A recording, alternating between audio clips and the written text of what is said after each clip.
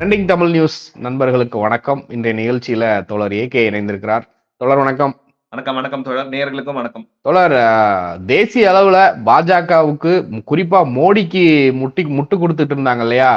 ஊழலை ஒழிக்க வந்த உத்தமன் மோடி, கருப்பு பணத்தை மீட்க வந்த கிருஷ்ணர் அவதாரம் மோடி, அது இதுன்னு உருட்டிக்கிட்டு இருந்த இளைஞர்கள் எல்லாம் அவர்களே இப்போ மோடியை காரி தூணு துப்புற அளவுக்கு தேர்தல் பத்திர விவகாரத்துல பங்கமா அம்பலப்பட்டு நிக்குது பாஜக.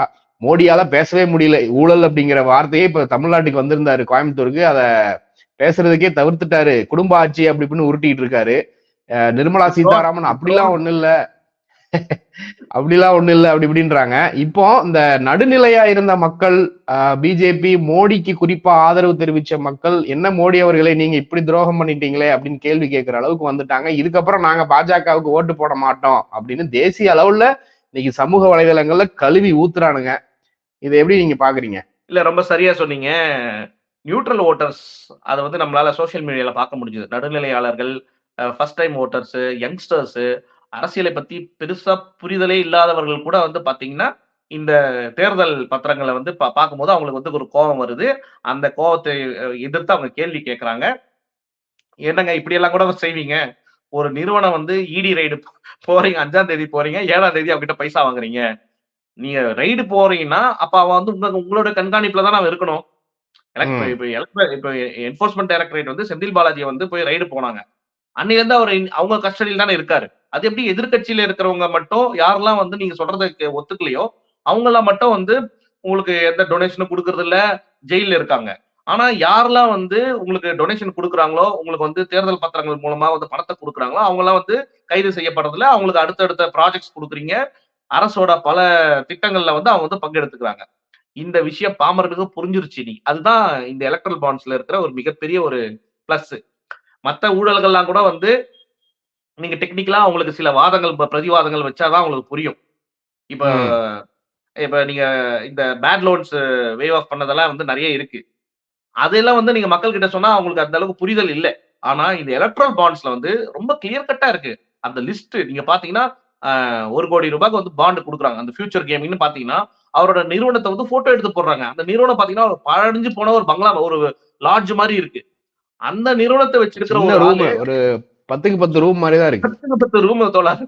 அந்த ரூம்ல இருக்கிற ஒரு ஆள் வந்து 1300 கோடி குடுக்குறான்றத வந்து நினைச்சு கூட பார்க்க முடியல. சோ இன்னைக்கு அரசியல் பற்றி பெருசா ஒரு கருத்தே சொல்லாத நபர்கள் கூட வந்து இன்னைக்கு ஓப்பனா வந்து சோசியல் மீடியாலயோ இல்ல பொது ஊடகங்கள்லயோ வந்து பேச ஆரம்பிச்சுட்டாங்க. இது தமிழ்நாட்டுல மட்டும் நடக்கல, இது த்ரூ அவுட் இந்தியா நடந்திருக்கு. அதுவும் வந்து இளைஞர்கள் வந்து கேள்வி கேட்க ஆரம்பிச்சிருக்காங்க. எப்படிங்க இந்த மாதிரிலாம் வந்து ஒரு திட்டத்தை போடுறீங்க? உச்சநீதிமன்றம் வந்து உங்களுக்கு வந்து இது வந்து செல்லாதுன்னு சொல்லியாச்சு இல்லையா? இது போன்ற திட்டங்கள் எல்லாம் உடனே கைவிடணும். இந்த பணத்தை வந்து முடக்கணும்ன்ற அளவுக்குலாம் மக்கள் பேச ஆரம்பிச்சுட்டாங்க. ஒரு மிகப்பெரிய எழுச்சி வந்து நம்மளால பார்க்க முடியுது சோசியல் மீடியால. அண்ட் ஆல்சோ சோசியல் மீடியாவுடைய அந்த விஷயத்தை வந்து நம்ம இக்னோர் பண்ணிடவும் முடியாது. பிகாஸ் அதுதான் வந்து ஒரு இன்னைக்கு எலெக்ஷனுக்கான ஒரு மூட செட் பண்றதே வந்து சோசியல் மீடியா தான். நீங்க அங்க இருந்து தான் வந்து நேரட்டிவ் வந்து செட் பண்ணப்படுது. அஃப்கோர்ஸ் டவுன் ஸ்ட்ரீம்ல நீங்க போக போக வாக்காளர்களுக்குன்னு சில தனி குணாதிசயங்கள் உண்டு. ஆனா சோசியல் மீடியா தான் வந்து ஒரு கோர் மூடு செட்டை வந்து கிரியேட் பண்ணுது. அப்படி பார்க்கையில இன்னைக்கு இருக்கிற யங்ஸ்டர்ஸ், இளைஞர்கள், அரசியல் பற்றிய ஒரு புரிதலே இல்லாதவர்கள் வந்து இந்த எலக்ட்ரல் பாண்ட்ஸை வந்து கடுமையா விமர்சிச்சிருக்காங்க. குறிப்பா மோடி அவர்களையும், அமித்ஷா அவர்களையும், பாஜகவினரையும் வந்து விமர்சனம் பண்ணியிருக்காங்க. சங்கிகள் வந்து சோசியல் மீடியால வந்து காலி தோழர் 2 நாளா அவனுக்கு ஆப்சென்ட் இல்ல. ஆமா. இப்ப அவனுக்கு வந்து இப்ப என்ன பண்றானுங்கன்னா, இப்ப திமுக வந்து எதனா வந்து இவனுங்க இப்ப அவனுக்கு என்ன பண்றானுங்கன்னா, ஏங்க 18 மாநிலத்துல நாங்க வந்து ஆட்சியில இருக்கிறதுனால எங்களுக்கு இவ்வளவு நிதி வந்திருக்கு. நீங்க ஒரே மாநிலத்துல தான் நீங்க ஆட்சியில இருக்கீங்க. உங்களுக்கு இவ்வளவு நிதியாங்கிற இப்பதான் அதை ஸ்டார்ட் பண்ணிருக்கானுங்க. அது வந்து எங்கிருந்தோ வந்து அந்த இன்ஸ்ட்ரக்ஷன் வந்திருக்கு அவங்களுக்கு. இப்படி நீங்க பேசுறப்பா, நீங்க அமைதியா இருந்தா அவங்களே பேசிட்டு இருப்பாங்கன்னு சொல்லிட்டு இப்ப பேச ஆரம்பிச்சிருக்காங்க. 2 நாளா அவங்க வந்து ஆக்டிவாகவே இல்ல. இப்ப நீங்க சொல்ல வச்சு ஒரு சில கேள்வி, நான் ஒரு சில கமெண்ட்ஸ் எல்லாம் சோசியல் மீடியால பார்க்க முடியுது. அதாவது ஒரு சில ஆட்கள் எல்லாம் ஒரு காலத்துல மோடியை வந்து ஒரு பெரிய ஹீரோ லெவலுக்கு புகழ்ந்த நபர்கள் தான். அவனுங்களே இன்னைக்கு காரி துப்புறானுங்க. அதாவது அவ்வளவு யோக்கிய டேஷா இருந்தா அந்த 11,000 கோடியை திருப்பி கொடு, யோக்கியம் தானே, திருப்பி கொடுத்துரு. அப்படிங்கிற லெவலுக்கு எல்லாம் இப்ப கேட்க ஆரம்பிச்சிருக்கிறாங்க. எவ்வளவு கஷ்டப்பட்டு ஒரு திட்டத்தை போட்டு அதை 11,500 கோடியை வந்து நாங்க வந்து வசூல் பண்ணியிருக்கோம். நீ உடனே திருப்பி கொடுத்தா எப்படிங்க கொடுப்பாங்க? இல்ல, காங்கிரஸ் கட்சி 50 வருஷமா ஆட்சியில இருந்து சுரண்டுச்சு, இந்திய மக்களுடைய வரி பணத்தை சுரண்டுச்சுன்னு மோடி மேடைக்கு மேடை பேசினவரு, இப்போ முக்கியமா கேட்கக்கூடிய கேள்வி என்ன அப்படின்னா, இப்ப பிருந்தா காரத் கூட ஒரு கேள்வி கேட்டிருக்கிறாங்க, ஒரு விமர்சனம் வச்சிருக்கிறாங்க. 28 லட்சம் கோடி இந்த 10 வருஷத்துல மக்கள் பணத்தை பிக் பாக்கெட் அடிச்சிருக்கிறாங்க இந்த பாஜக அரசு.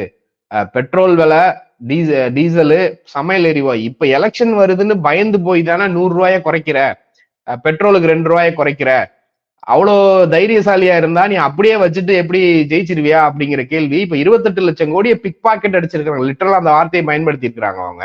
இப்ப மக்களுமே அதை கேட்க ஆரம்பிச்சிருக்கிறாங்க. எங்களுடைய வரி பணத்துல இருந்து நீ இவ்வளவு தூரம் கொள்ளையடிச்சிருக்கிற, அதே சமயத்துல 25 லட்சம் கோடி பெரும் முதலாளிகளுக்கு வாராக்கடனை தள்ளுபடி பண்ணிருக்கிற, அதே முதலாளிகள்கிட்ட இருந்துதான் நீ இப்ப வந்து கட்சிக்கு பணம் வாங்கியிருக்கிற அப்படின்னா, அப்ப கடைசியில மக்கள் தான் ஏமாளிகளா அப்படிங்கிற ஒரு கேள்வியை மக்களை இப்ப கேட்க ஆரம்பிச்சிருக்கிறாங்க. இல்ல, மக்கள் ஏமாளி தான். மக்களை ஏமாளி ஆக்கி விட்டார்கள். மக்கள் வந்து இவர்களை நம்பினார்கள். ஆக்சுவலா தேர்தல் வந்து இவர் வாக்களிக்கும் போது முதல் தேர்தல்ல இவர் என்ன சொன்னாரு? வளர்ச்சி, நான் வந்து ஊழலை ஒழிப்பேன், கருப்பு பணத்தை ஒழிப்பேன் அப்படின்னு சொன்னாரு. ஆனா இன்னைக்கு என்ன பண்றாரு? ஸ்டேட் பேங்க்ல இருக்கிற பணத்தை ஒழிச்சு வைக்கிறாரு. அதுதான் இன்னைக்கு ஃபேக்ட் அதான். இது நீங்க சோசியல் மீடியால கூட பார்த்திருப்பீங்க. இந்த நெறைய மீம்ஸ் போச்சு. இவர் வந்து ஸ்விஸ் பேங்க்ல இருக்கிற பணத்த வந்து கொண்டு வருவேன்னு சொன்னாரு. ஆனா இவரால ஸ்டேட் பேங்க்ல இருக்கிற பணத்த கூட இவரால வந்து வெளிய சொல்ல முடியல. அந்த அளவு தான் இன்னைக்கு போயிட்டு இருக்கு. சந்தி சிரிக்குது. சோ பிருந்தா கார்க் அவர்கள் கம்யூனிஸ்ட், மார்க்சிச கம்யூனிஸ்ட் அதோட ஒரு பொறுப்புல இருக்கிற ஒரு நபர். அவங்க வந்து 28 லட்சம் கோடி பிட் பாக்கெட் சொல்றது வந்து மிக மிக சரி. அதை நான் 100% நானும் அக்செப்ட் பண்றேன். மக்களும் அத வந்து அக்செப்ட் பண்ணுவாங்க. ஏன்னா, இப்ப பாருங்க 10 வருஷமா வந்து சிலிண்டர் விலைய வந்து ரூ. 1000 ஏற்றி விட்டார்கள். 1100 வரைக்கும் போச்சு இல்லீங்களா? டிப்ஸ் எல்லாம் சேர்த்தீங்கன்னா ரூ. 1200 அது போச்சு. அப்ப அதே போல மணிப்பூர் போன்ற இடத்துலலாம் வந்து ரூ. 2000 ரூ. 3000 வித்தாங்க. அந்த மணிப்பூர் கலவர நேரங்கள்ல. நம்மளே பேசியிருக்கோம். சோ சிலிண்டர் விலைய வந்து வானளாவிய அளவுக்கு வந்து விலை உயர்த்தி விட்டு, தேர்தல் வரும்போது கமுக்கமா வந்து நீங்க ரூ. 200 குறைக்கிறீங்க. ஃபர்ஸ்ட் ஒரு ரூ. 100 குறைச்சீங்க. இப்போ ஒரு ரூ. 200 குறைச்சீங்க. இதுக்கும் வந்து ஒரு மீம்ஸ் வந்து நம்ம சொல்லலாம். அதாவது மோடி சொல்றாரு, பெண்களோட சுமைய வந்து நாங்க வந்து குறைக்கிறோம். யாருப்பா அந்த சுமைய ஏத்தி வச்சது அவர் தலையில? எப்பா சுமைய ஏத்தி வச்சதே நீங்க தான். காங்கிரஸ் இருக்கும்போது ரூ. 400 இருந்த சிலிண்டரு, ரூ. 70 இருந்த பெட்ரோலு. இன்னைக்கு ரூ. 100 கொண்டு வந்தது யாரு? இன்னைக்கு ரூ. 1200 கொண்டு வந்தது யாரு? கொண்டு வந்துட்டு 28 லட்சம் கோடிய ஸ்வாகா பண்ணிட்டு, அத பெருநிறுவனங்களுக்கு 25 லட்சம் கோடி வந்து தள்ளுபடி. 26 கிட்டத்தட்ட 26 லட்சம் கோடி வரைக்கும் போகுது. 26 லட்சம் கோடி bad loans for corporates and public sector நிறுவனங்களுக்கு தள்ளுபடி பண்றீங்க. நீங்க அத டேலி பண்ணுங்க தோழர். இங்க இருந்து குடுக்குறாங்க, அங்க வந்து அத குடுக்குறாங்க. இந்தாப்பா நீ லோன் எடுத்துக்கோ, நீ தள்ளுபடி பண்ணிட்டு போ. ஆனா நீ ஒண்ணு பண்ணிடு. மறக்காம எனக்கு தேர்தல் பத்திரங்கள் மூலமா எனக்கு பணத்த குடுத்துரு. அப்படின்னு சொல்லி ஒரு 12,500 கோடி ஆட்டை போட்டிருக்காங்க. தோழர் இது ரொம்ப ரொம்ப குறைவு. இது வந்து சட்டப்படி வாங்கிய ஒரு தொகை. இது வந்து திரைமறைவாக எவ்வளவுலாம் வாங்கியிருப்பாங்கிறது உங்க கற்பனைக்கே விடுறேன். நான் ஒரு சின்ன உதாரணம் சொல்றேன். குஜராத்ல வந்து 2022லயோ 22ல ஒரு தேர்தல் நடந்ததுன்னு நினைக்கிறேன். 17, 18ல ஒரு தேர்தல் நடந்தது தோழர். காங்கிரஸ் வந்து க்ளோஸ் மார்ஜின்ல போயிட்டு மிஸ் ஆச்சு இல்லையா? 2018 சம்திங். அப்ப வந்து எடப்பாடி வந்து சீஃப் மினிஸ்டரா இருக்காரு. எஸ்பி வேலுமணி, தங்கமணி இவங்க போயிட்டு அந்த குஜராத் எலெக்ஷனுக்கு வந்து பணம் கொடுத்தாங்க தோழர். கேள்விப்பட்டிருப்பீங்க நீங்க கேள்விப்பட்டிருப்பீங்க. குஜராத் எலெக்ஷன்ல குஜராத் வந்து மார்வாடிகள் அதிகமா இருக்கிற ஒரு மாநிலம். அவங்க கிட்ட இல்லாத பணமா, ஆனா அந்த தேர்தலுக்கு இங்க இருக்கிற எஸ்பி வேலுமணியும், இங்க இருக்கிற தங்கமணியும் போய் பணத்தை கொடுத்துட்டு வந்தாங்க. சோ இது வந்து அதிகாரம் வந்து இவங்க கிட்ட போனா என்னெல்லாம் நடக்கும் என்பதற்கு உதாரணம் இதுதான்.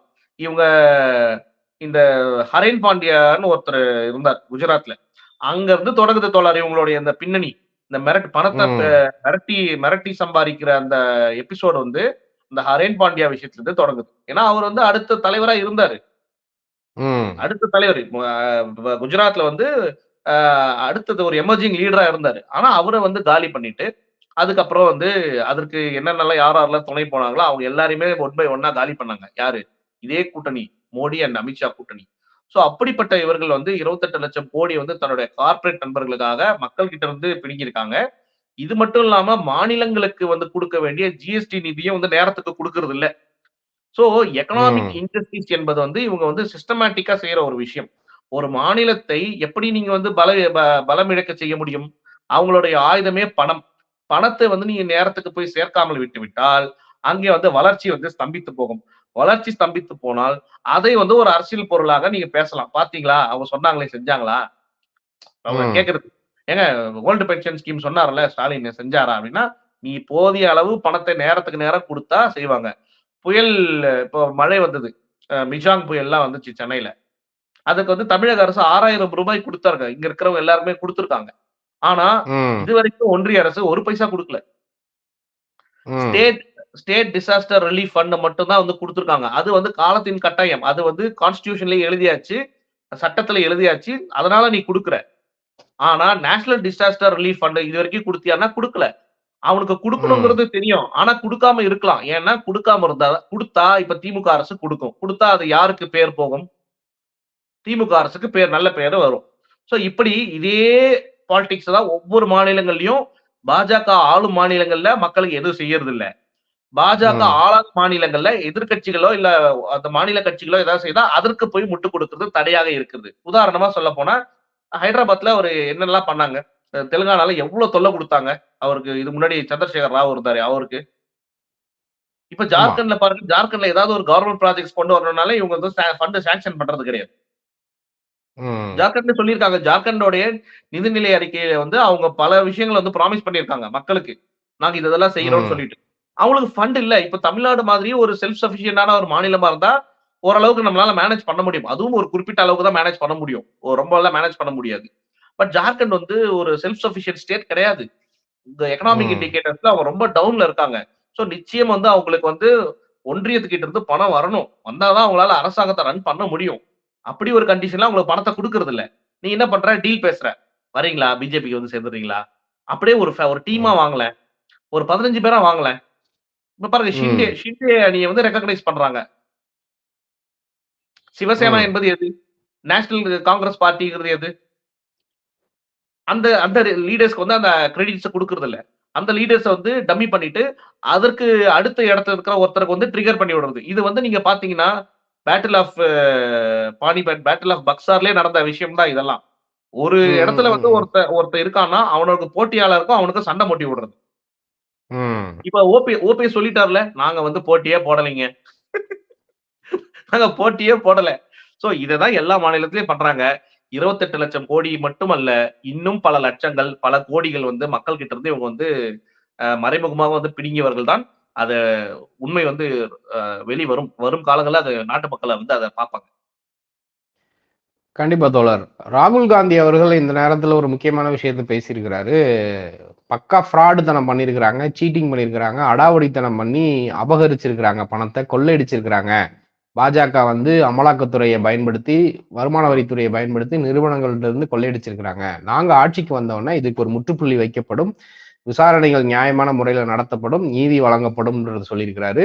மல்லிகார்ஜுன கார்கே ஒருபடி மேல போய் இந்த ஃபண்ட வந்து நிறுத்தி வைக்கணும், ஃப்ரீஸ் பண்ணணும், தடை பண்ணணும் உச்சநீதிமன்றத்துக்கு ஒரு கோரிக்கையை வச்சிருக்காரு. வழக்குகளும் தொடரப்போவதாக செய்திகள் வந்த வண்ணமா இருக்கு. இன்னும் இந்த தேர்தல் பத்திர வழக்கு இன்னும் முடியல. திங்கட்கிழமை இருக்கு. அதுக்கப்புறம் அதுல பல கேள்விகள் கண்டிப்பா நீதிபதிகள் கேட்பாங்க. அதுல இன்னும் இவங்க அம்பலப்பட்டு போவாங்கன்றத தெரியுது. இன்னைக்கு தேர்தல் தேதி வேற அறிவிக்க இருக்கிறாங்க. அறிவிச்சாலும் இன்னும் மேலும் மேலும் பிஜேபிக்கு வந்து ஒரு பின்னடைவு வரும். தேர்தல் முன்கூட்டியே வந்தாலும் இல்ல பின்னாடி தள்ளி போனாலும் எப்படி இருந்தாலும் பாஜக 170 தாண்டறது கடினம் அப்படிங்கறது தான் பேசுறாங்க. நீங்க எப்படி பாக்குறீங்க அத? இல்ல ராகுல் காந்தி அவர்கள் சொன்னத வந்து வரவேற்கிறேன். ஏன்னா, அதற்கான மெக்கானிசமும், அதற்கான ஒரு புரிதலும் வந்து காங்கிரஸ் அரசுக்கு மட்டும் தான் உண்டு. மற்ற கட்சிகள் வந்து மாநிலங்களை மட்டும் தான் வந்து ஆட்சி செஞ்சிருக்காங்க.